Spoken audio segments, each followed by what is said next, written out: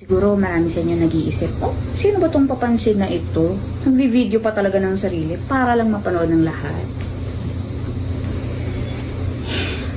Nalulungkot po kasi ako.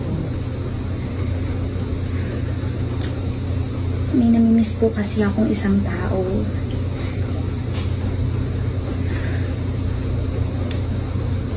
Pero lumalayo na po kasi siya sa akin.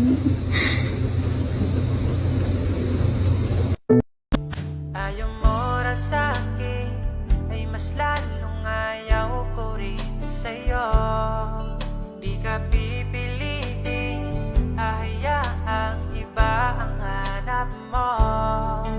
Basta